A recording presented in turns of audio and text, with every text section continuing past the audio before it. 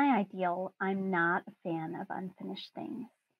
In practicality, the story's a little different. In my head, I want my house to be clean and the dishes to be done and the laundry to be put away. But the truth is that all of those things are more difficult than I want them to be some days. In my ideal, I have no unfinished quilts that are waiting for binding in my basement. In my ideal, I have no books that have yet to be unread. But in reality, a lot of my life feels unfinished, untethered, with frayed edges and uncertain futures. Unfinished is a way that I feel a lot of the time.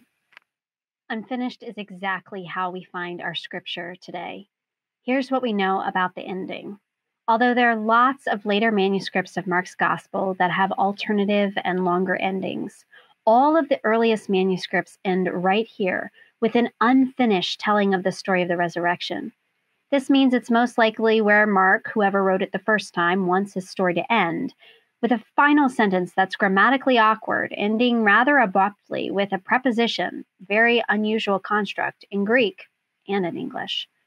It's by all accounts a really lousy ending. I get why all the later writers are trying to clean it up a bit. And so our Bibles have what is called to be a shorter ending of Mark and then a longer ending to Mark, which ties the narrative and a theological bow of sorts, instead of leaving it at this unfinished, abrupt ending in order to make it neat and tidy so that other people might understand the gospel. As we come to this scripture this evening, I can't help but wonder, why does the gospel writer leave something so unfinished, so untethered? But then again, isn't there power in an unfinished story at Easter? More than the unfinishedness of my everyday life, there's space in the story of Easter for those reading it to find their place. Do you remember the beginning of the Gospel of Mark? Pretty simply, Mark states, pointedly, this is the beginning of the good news of Jesus Christ, the Son of God. Easter, for the Gospel of Mark, is but a beginning of the way that God's redemptive and resurrecting work is unfolding around us. Easter is but a beginning of the hope and the promise that God brings for us through the Spirit of God and that God's people bring to us as we embody hope and healing in the world. There is not a finished, nicely tucked in ending in the story of Mark because Easter is not an ending, it's a beginning.